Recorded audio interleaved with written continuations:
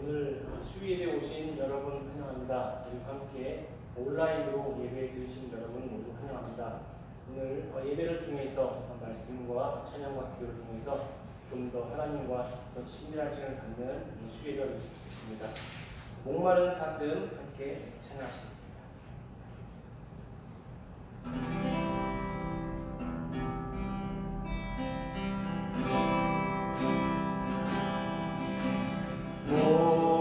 목마른 사슴 심해 물을 찾아 헤매이듯이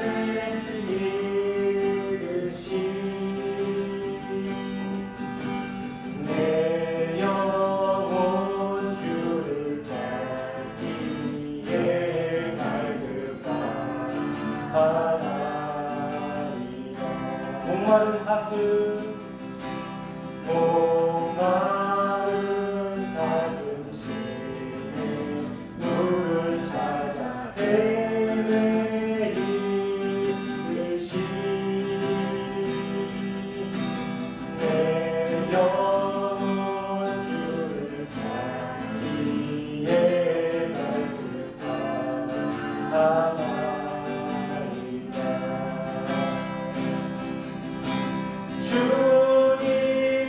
주님만이 나의 힘, 나의 방패, 나의 찬송함, 나의 몸 정성 다 바쳐서 주님 경배합니다. 금보다 귀한 나의 주님, 금보다 귀한 나의 주님, 만족 주신 주, 당신만이 나의 기쁨 또한 나의 찬송노래. 주님만이 나의 생명이십니다. 주님만이 나의 힘, 나의 방패, 나의 찬송함, 나의 몸 정성 다 바쳐서 주님 경배합니다. 아멘. 우리가 매일같이 말씀에 목마른 저희들 되길 간절히 소망합니다. 주님의 영광 나타나시나요? 박수로 찬양했으면 좋겠습니다. 주님의 영광 나타나셨네. 권능으로 임하셨네. 죽음에서 나를 살리신 주 성령, 놀라우신 주 사랑한. 다시 한번 주님의 영광, 주님의 영광 나타나셨네. 권능으로 임하셨네. 죽음에서 날 살리신 주 성령, 놀라우신 주 하나님. 할렐루야. 주의 나라가 자리 불을 뜨며 할렐루야 임하소서. 전자리 걷게 되리 나는 선포하리. 만왕의 왕 예수 주의 나라 임하시네. 다시 한번 찬양합니다. 주님의 영광 나타나셨네. 권능으로 임하셨네. 죽음에서 날 살리신 주 성령, 놀라우신 주 하나님. 할렐루야 찬양합니다. 할렐루야. 주의 나라가 자리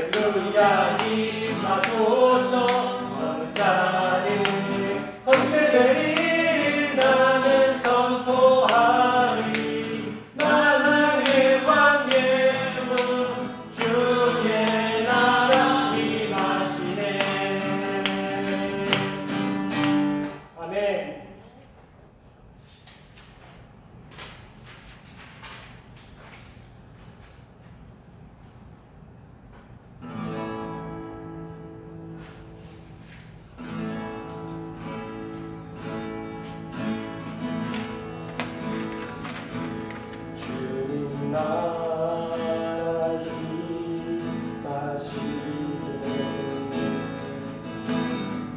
주의 날은 멀지 않았네 너는 일어나 주를 따르라 하나님 널 부르시네 세상을 아직 어둠 속에 이 대신 주 보기 원하네 너는 일어나 그 빛을 바라라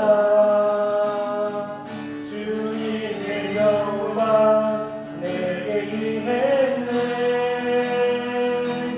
일어나 주 위에 쏘라 강한 용서여 주님이 너와 함께 하시네 주께서 다시 오실 길 그 길 예비하라 영광의 주님 오만하게 와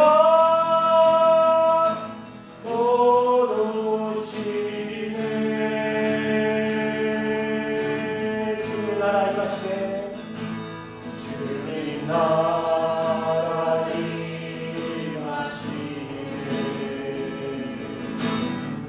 주의 날은 멀지 않았네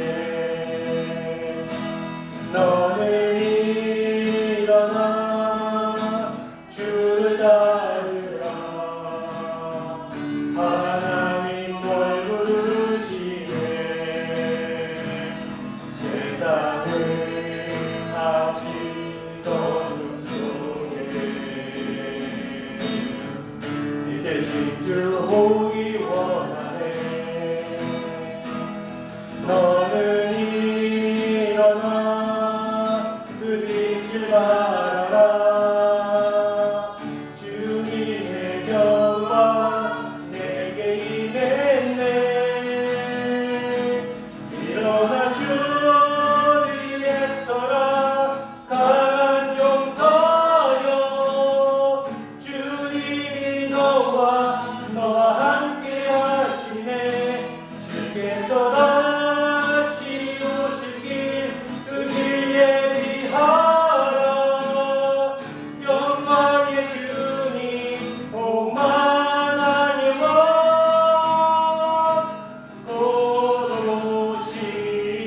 오시네 이 시간에 기도하겠습니다 우리 주 예수 그리스도로 말미암아 우리에게 이김을 주신 하나님께 감사하오니 하나님 우리가 이 시간에 이렇게 기도했으면 좋겠습니다 주님의 날에 임함 주님의 통치의 시련이 현장이 바로 그 현장이 우리 가정이 되게 하시고 우리가 살아있는 곳에서 살아가는 곳에서 주님의 왕되심을 경험하시는 시간 될 수 있도록 주님 인도하여 주시옵소서 함께 기도하겠습니다 주님은 나아갑니다 주님 우리 현장이 우리가 살아있는 곳이 바로 주님의 말씀 듣는 곳입니다 하나님 이 시간 기도합니다 주님의 통치의 시련이 바로 우리 가정이 되게 하시고 내가 몸담는 곳이 될 수 있도록 주님께서 인도하여 주시옵소서 주님께서 붙잡아 주시지 아니하시면 나갈 수 없음을 고백합니다 주님의 나라가 임한다는 것을 우리 눈으로 보게 하시고 우리의 마음으로 깨달을 수 있는 놀라운 힘을 더하여 주시옵소서 성령 하나님 우리의 눈을 열어주셨고 주의 말씀만에 살아갈 수 있는 우리에게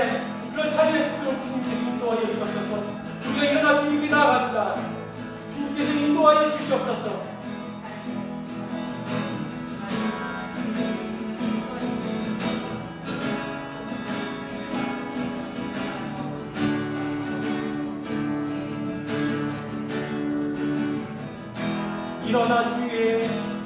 일어나 주 위에 서라 강한 용서여 주님이 너와 함께 하시네 주께서 다시 오실 길 그 길 예비하라 영광의 주님 오만하게 와 곧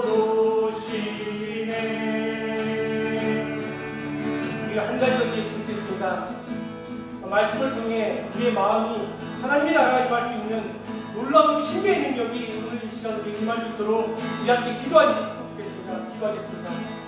주님께 나아갑니다.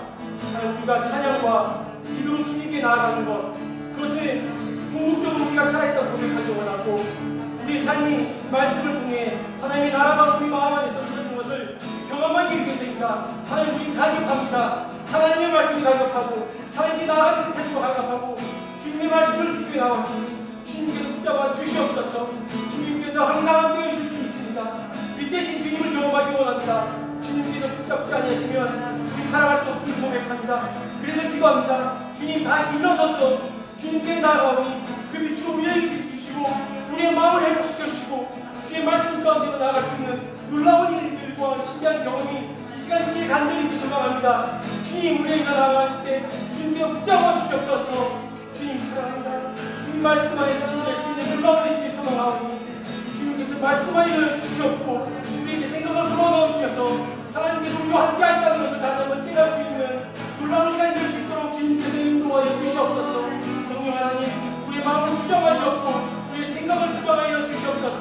주님 나아갑니다. 함께하여 주시옵소서.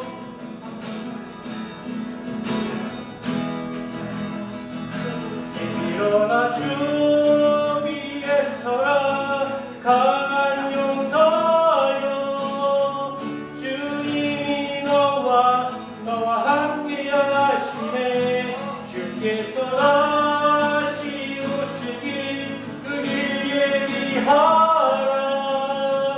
영광의 주님 오만하니 와 곧 오시네.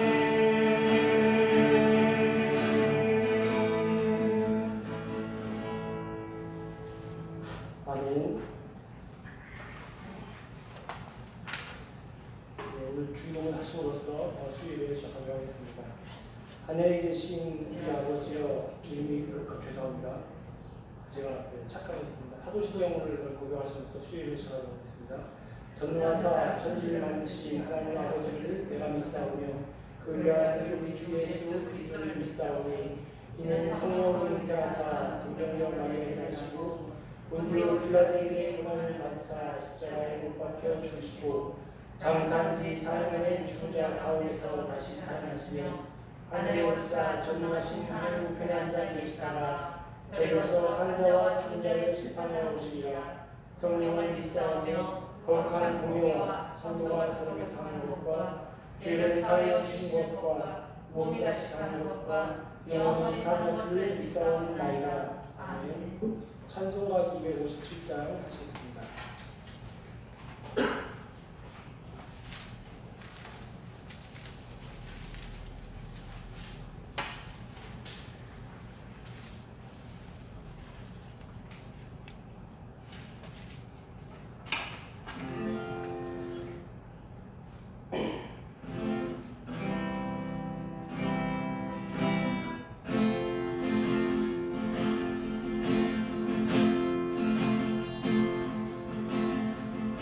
마음에 가득한 힘을 깨치고 지극히 화평한 마음으로 찬송을 부르는 어린 양 예수의 그 피로 속죄하었네. 속죄한 주 예수 내 죄를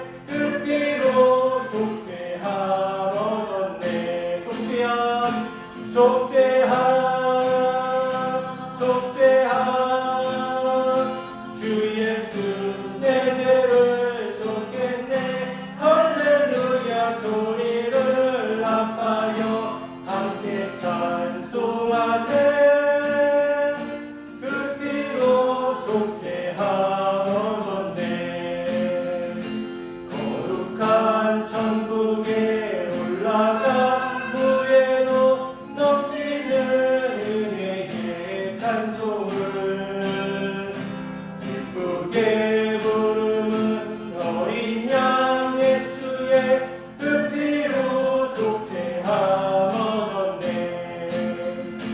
속죄함 속죄함 주 예수 내 죄를 속했네. 할렐루야 소리를 합하여 함께 찬송하세. 그 피로 속죄함 얻었네. 아멘. 교동문 25번 함께 하시겠습니다.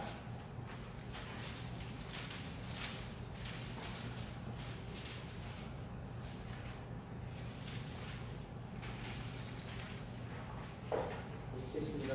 너희 만민들아 손바닥을 치고 즐거운 소리로 하나님께 외칠지어다. 지존하신 여호와 들으시고 땅에 풍성하게 계시미로다. 여호와께서 만민을 우리에게 나라들을 우리 발 아래 복종하게 하시며 우리를 위하여 기업을 택하시나니 곧 사랑하신 야훼 영원하다. 하나님께서 즐거운 함성 중에 올라가시며 여호와께서 나팔 소리 중에 올라가시도다. 찬송하라 하나님을 찬송하라. 찬송하라 우리 왕을 찬송하라. 하나님은 온 땅의 왕이시니라. 지혜시로 찬송할지어다. 하나님이 그 백성을 다스리시며 하나님의 거룩한 보좌에 앉으셨도다. 문날의 고관들이 모이며 아브라함의 하나님이 백성이 되도다. 세상의 모든 방편은 하나님의 것이며 그는 높임을 받으시리라. 아멘. 찬송가 202장 함께 찬양하시겠습니다.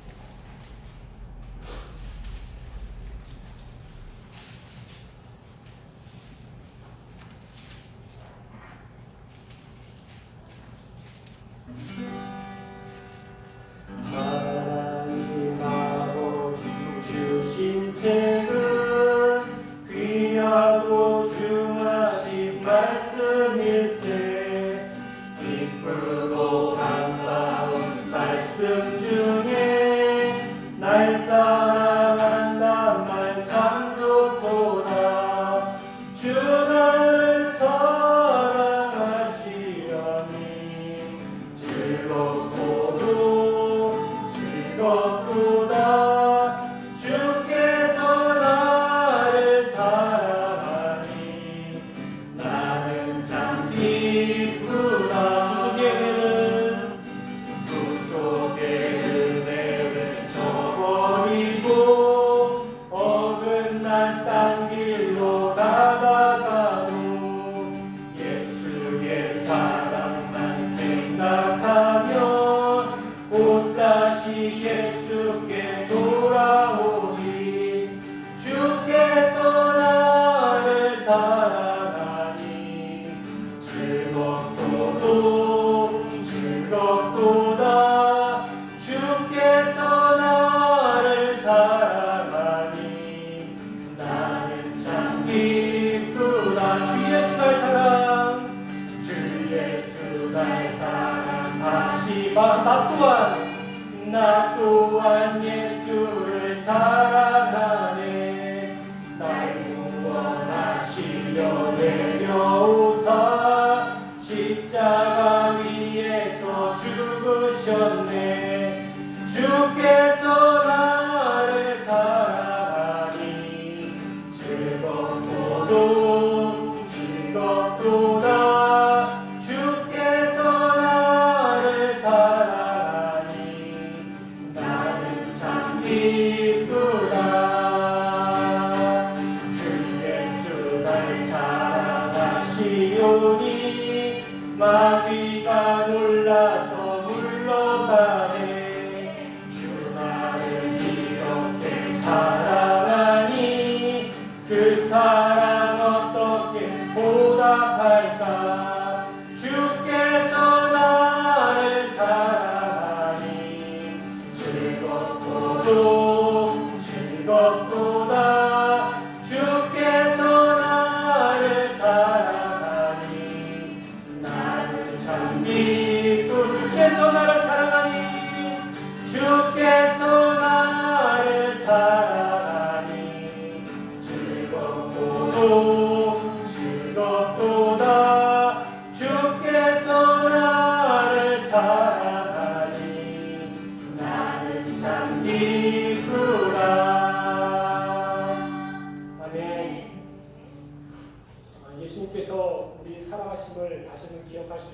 시간 됐으면 좋겠습니다.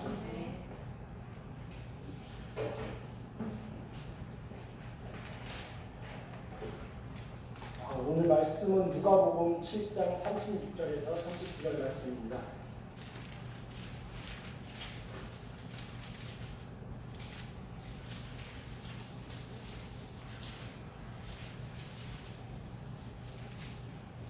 칠 장 36절에서 39절 말씀입니다. 한 절씩 교독하시고 39절은 다 함께 읽도록 하겠습니다.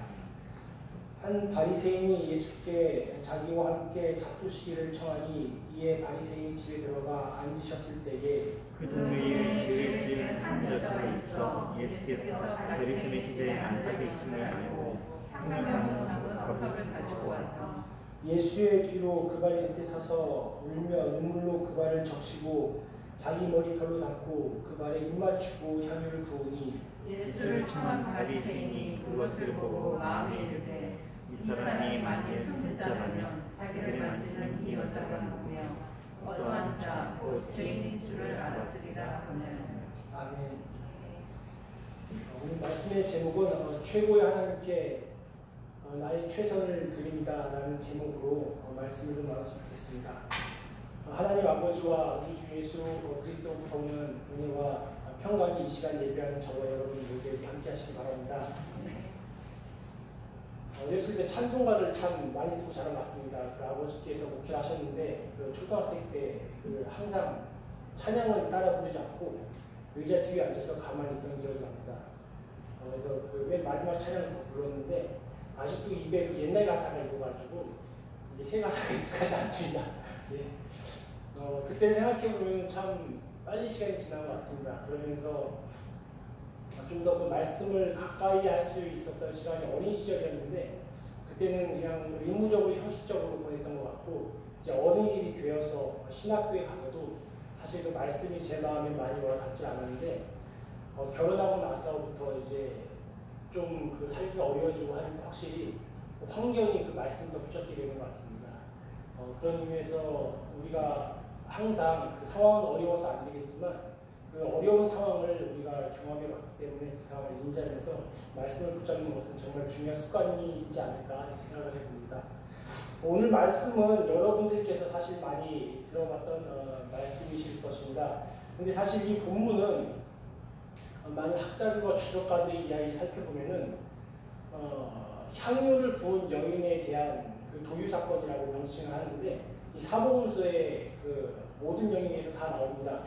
그럼에도 불구하고 이 누가복음만 이 여인의 이름이 마리아라고 이야기하지 않고 그리고 죄인은 시몬, 죄인 여자라고 표현을 하고 있고 그리고 이 시기적으로 갈릴리 전기 사역 이후에 나왔던 사건이고 나머지 누가복음을 제외한 세 복음서는 예수님께 돌아가시기 전 말년에 마지막 사역 이전에 나왔던 사건이라서 많은 사람들이 이 사건을 별개로 좀 보고 있는 경향성이 짙은 것 같습니다. 이런 상황에서는 사실 다른 복음서도 같이 볼 수 있지만 그거보다는 누가복음만 집중해서 보는 것이 좀 더 말씀 안으로 들어갈 수 있는 상황을 가져오지 않을까 생각을 해봅니다.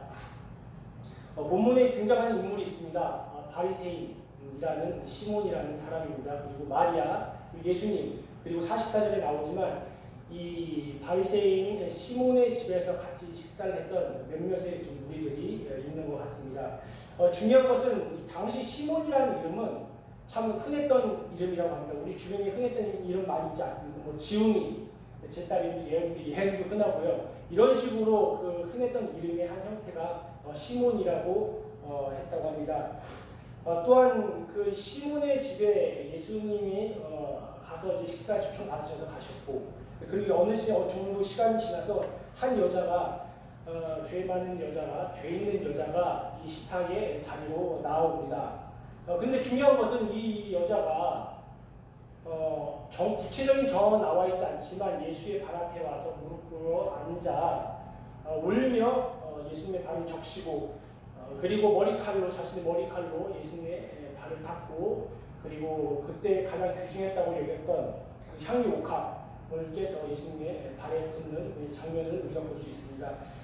좀 더 구체적으로 들어가 보겠습니다. 성경에서는 이 여인을 그냥 여인이라고 하지 않고 이름도 명칭도 붙이지 않고 죄를 지은 한 여자라고 오늘 본문에 이야기하고 있습니다.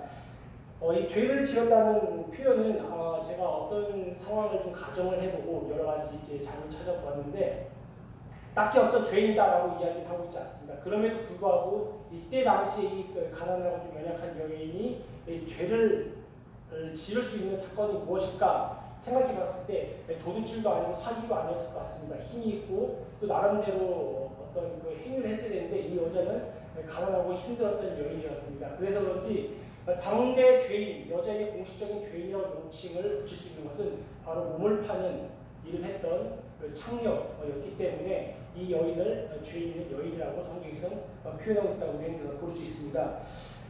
식사를 주도했던 이 바리새인은 죄인이라고 낙인 찍은 이 여인과 같은 공간에 있다는 것에 대해서 마음이 심히 좋진 않았을 것 같습니다.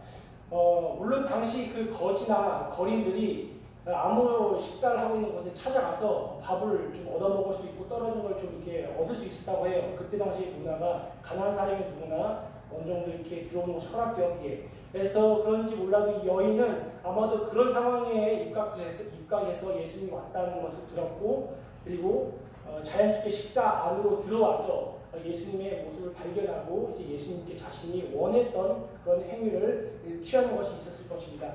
아마 그런 상황에서 이 여인이 죄인이라고 명칭이 붙었고 44절에서도 많은 사람들이 이 여인이 죄가 사함받았다는 사실에 대해 몰랐을 때 많은 사람들은 이 여인의 모습이 어떻게 저러할 수가 있지, 예수님이라는 그런 중요한 분 앞에서 무릎 꿇고 눈물을 흘린다, 이 모습에 대해서 마음에 와닿지 않았을 것입니다.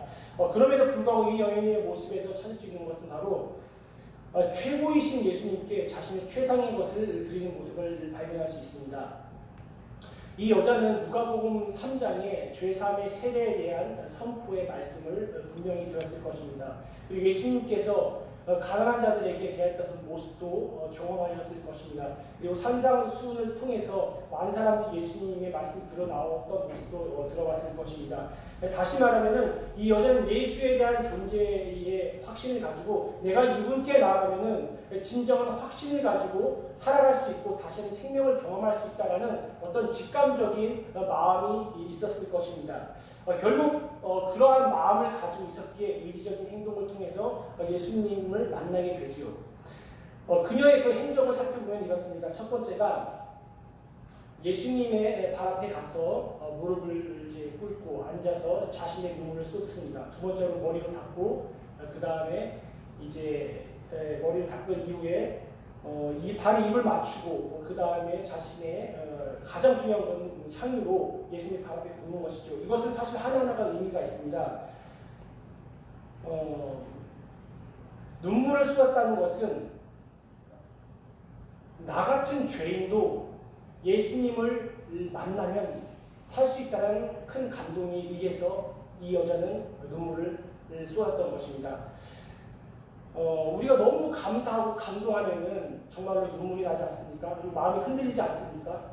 그러한 마음이 바로 이 여인이 갖고 있었다는 것이죠. 이 여인은 지금 여기는 동네라고 표현하고 있지만 원어에 접근해서 살펴보면 도시 안으로 이렇게 해석이 됩니다. 다시 말하면 성문 안에서 어떻게 몸을 팔았던 그러한 모습이었기 때문에 우리가 보통 그런 여자를 생각하면은 되게 가치가 없고 우리 어떻게 저렇게 사나라는 어떤 편견과 그런 마음을 갖고 있었을 텐데, 이런 시선에도 불구하고 이 여자는 예수님의 삶을 경험하면서 내가 이분을 만나면 정말 살 수 있겠다는 확신을 가졌기 때문에 그분 앞에 가서 마음이 모든 것이 내려지고 눈물을 쏟았다는 것이죠. 두 번째로 머리를 닦는다는 것은 당시 여인이 사람들 앞에서 머리를 풀어헤친다는 것은 상당히 수치스러웠던 일입니다. 그럼에도 불구하고 그 수치를 감당해내고 감내하고 예수님 앞에 우는 것까지도 수치스러웠지만 그 울고 난 이후에 자기 머리결을 풀러가지고 예수님의 발을 닦았다는 것은 그만큼 나의 수치는 예수님 당신 앞에서는 아무것도 아닙니다. 나의 자존심은 그리스도 예수 앞에 당신 앞에서는 정말로 아무것도 아닙니다. 당신만 있으면 나는 살 수 있습니다라는 진정한 고백의 모습이었다는 것을 생각해 볼 수 있습니다. 세 번째, 발에 입을 맞춘다는 것은 당시에 그 손님이 오게 되면 기본적으로 손 씻을 물과 발 씻을 물을 줍니다. 그리고 나서 정말 극진히 지적을 합니다. 그럼에도 불구하고 정말 중요한 사람일 경우에는 극진히 앉아서 발에 입을 맞췄다고 합니다. 다시 말하면 이 여자는 자신이 살았던 문화 안에서 최상의 모습으로서 예수님의 발에 입을 맞췄던 것이죠. 마지막으로 향유를 붓습니다. 이 향유라는 것은 설화석고라는 그런 석회암으로 만들어진 그 향유를 담는 그 돌을 말합니다. 이 돌 안에는 기본적으로 감람유, 지금으로 말하면 올리브유인데요. 올리브유가 기본 재료가 되고 그냥 여러 향을 지방에서 넣어가지고 상당히 고귀한 향품으로 알려졌다고 합니다. 그래서 일반 여인들이 보통 쓰기보다는 정말 로마의 어떤 고위층이나 어떤 재정적인 여유가 충분히 되는 여성들이 많이 썼다는 것이죠. 그럼에도 불구하고 일반인이 갖고 있었다는 것은 재산의 한 부분이고 그리고 가장 중요한 순간에 이것을 사용하기 위해 두었다는 것입니다. 다시 말하면 이 모든 자신의 행위를 보이고 나서 이 향유를 부었다는 것은 나의 전 재산과 나의 모든 마음을 쏟아서 당신에게 나의 모든 것을 드립니다라는 그러한 해석이 충분히 가능하다는 것이죠. 그런데 참 신기한 것은 39절과 49절의 말씀을 보게 되면은 이 바리새인과 그때 함께 있었던 사람들은 이 여인을 여전히 죄인으로만 봅니다. 예수님과 같은 시간을 전혀 갖지 못하죠. 참고로 나중에 다음 주에 말씀을 드리겠지만 48절에 가게 되면은 이 여인은 죄사함을 받게 됩니다. 중요한 것은 우리는 다른 상황과 시선을 두려워하지 않고 이 여인처럼 예수께 눈을 두고 있습니까? 최고의 그분 앞에 우리의 최선을 다해서 우리가 나아가고 있습니까? 라고 우리는 우리 자신 살펴봐야 할 것입니다. 둘째입니다. 예수를 식사에 청한 이 바리새인은 시몬이라는 사람이죠. 이 사람은 여전히 예수님을 대하는 이 모습을 보고 마음에 생각을 합니다. 예수님이 선지자라면은 자기를 만진 이 여자가 누군지 알 것이다 라고 이야기합니다. 39절 다시 한번 읽어보겠습니다. 예수를 청한 바리새인이 그것을 보고 마음이 이르되 이 사람이 만일 선지자라면 자기를 만지는 이 여자가 누구며 어떠한 자 곧 죄인인 줄을 알았으리라 하거늘. 사실 그 바리새인은 예수님을 식사 초대할 때부터 이미 좀 문제가 많이 있었습니다. 벌써 이제 아시는 분들은 좀 아실 텐데요.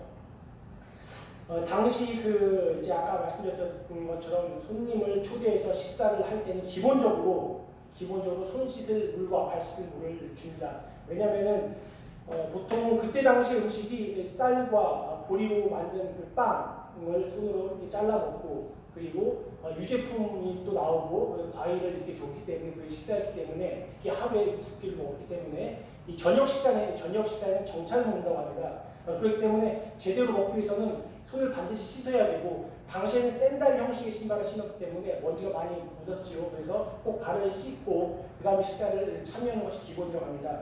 근데 이 사람은 44절 말씀에 다음 주에도 이야기하겠지만 발 씻을 물과 손 씻을 물을 예수님께 주지 않았습니다. 처음부터 예수님을 존경하는 마음에서 식사를 초대하는 것이 아니라 이분이 도대체 누구십니까? 이분이 왜 이렇게 말이 많고 유명해졌을까? 다양한 생각에서, 다양한 의심에서, 다양한 관점에서 예수를 판단해보고 알아보기 위해서 그걸 초청했던 것이죠. 이것에 대한 확실한 응답은 바로 39절에서 이 바리새인은 이 죄인인 여자를 보고 예수님이 선지자라면은, 예수님이 그분이라면은 이 여인을 반드시 죄인으로 알아야만 할 거야. 이 여인은 죄인이기 때문에 그런 거지 라는 것을 추측하고 생각을 하고 예수님도 그럴 것이라고 계속해서 그 죄에 대한 자신의 기준을 가지고 계속 대입을 하는 것입니다. 이것이 이 여자만 바라보는 것이 아니라 예수님도 자기의 생각대로 고정시키고 맞추려고 했던 것임을 우리는 알 수 있습니다. 우리는 누군가를 볼 때 외모를 봅니까? 그 사람의 마음을 봅니까? 사실 우리의 눈이 가진 한계가 그것인 것 같습니다. 여전히 바리새인이 여성의 죄를 보는 것처럼 우리도 사람의 모습을 보고 쉽게 판단을 합니다. 예수님께서 그 여인의 마음에 최상의 것으로 자기 섬겼던 그 섬김의 마음을 볼 수 있는 눈이 우리에게도 열렸으면 좋겠습니다. 신체 기관 중에 눈은 참으로 중요합니다. 성경에서 눈에 대한 비유가 참 많이 나오는데요. 그것은 아무래도 눈을 통해서 바라보는 모든 사물과 관점들을 눈을 통해서 얻을 수 있기 때문에 그렇습니다. 다시 말하면 실생활에서 눈이 정말로 중요한 역할을 한다는 것이죠. 근데 이 바리새인은 여전히 정보 수집에만 열을 올립니다. 일상에 세상에 좋은 정보 수집만 열을 올리는 것이죠. 하나님의 영적인 사랑과 공급과 그 생명을 볼 수 있는 눈이 닫혀 있다는 것입니다. 그래서 마태복음 6장 22절 말씀에서 눈은 마음의 등불이라고 말을 합니다. 이 바리새인은 마음이 어두우니까 설상 살았고 눈을 떴으나 매이는 것이죠. 이 여자는 가진 것이 없고 힘이 없고 어려운 삶이지만 믿음은 들음에서 난다는 것을 깨닫고 예수님을 바라보고 그분이 진실이라면 진짜라면 내가 살 수 있다라는 그 마음을 가지고 가난한 마음을 가지고 그분을 찾아갔었을 때 40살에 내 죄가 사함을 받았다는 말씀을 들음으로써 이 여자는 모든 것을 주고 하나님 나라를 샀던 것입니다. 우리 그리스도인의 자세는 매일 매순간 매시마다 이 최상의 하나님께 우리의 최선을 드리는 데 있을 것입니다. 사실 높은 자리에 있지만 결국 맹인과 같이 보지 못하는 그러한 의심의 자세로 남을 판단하고 산다면은 그런 삶을 계속 살아가는 것은 너무나 억울하고 힘겨울 것입니다. 특히 성도 입장에서 말이죠. 중간지대는 없습니다. 성경은 명확하게 차갑든지 뜨겁든지 하나님을 바라보든지 바라보지 못하든지 둘 중에 하나입니다. 여러분 우리는 신앙의 연수가 많든 적든 포지션이 어디 있든 아래에 있든 위에 있든 상관없이 우린 죄인임을 매일 일상에서 고백한 삶이어야 될 것입니다. 그러한 매일의 고백한 삶을 통해서 하나님의 그 놀라우신 은혜가 그 은혜로 말미암아 성령의 역사심을 통해서 우리가 매일마다 새롭게 살 수 있다고 고백하는 그런 탄식이 이 여자처럼 우러나와야 할 것입니다. 그것이 바로 우리에게 원하시는 신앙인의 자세요 신앙인의 삶의 태도일 것입니다. 그래야 지각에 뛰어나신 하나님의 평강이 그리스도 예수 안에서 저희 모두의 마음과 생각을 지키실 것입니다. 함께 기도하시겠습니다. 하나님 감사합니다. 우리의 자세가 더욱더 낮아지길 소망합니다. 우리가 무릎 꿇고 예수 그리스도 앞에 목놓아 우는 그 마음을 주님께서 보시고 우리에게 죄사함을 받았다, 내가 너를 사랑한다는 그 고백이 일주일에 단 한 번이 아니라 매일 일상의 삶에서 넘쳐나길 간절히 소망합니다. 하나님, 베들교회 모든 식구들 주님께서 함께하여 주셨고 이 시간 우리가 와서 예배드리는 이 시간을 즐거이 받아주셔서 감사합니다. 예수 그리스도의 이름으로 기도합니다. 아멘. 주기도문으로서 오늘 수요일을 마치겠습니다. 하늘에 계신 우리 아버지여, 이름이 거룩히 여김을 받으시오며 나라가 임하시오며 뜻이 하늘에서 이루어진 것 같이 땅에서도 이루어지이다.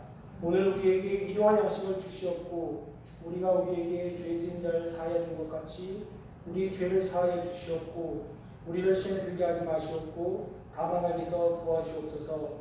나라와 권세와 영광이 아버지께 영원히 있사옵나이다.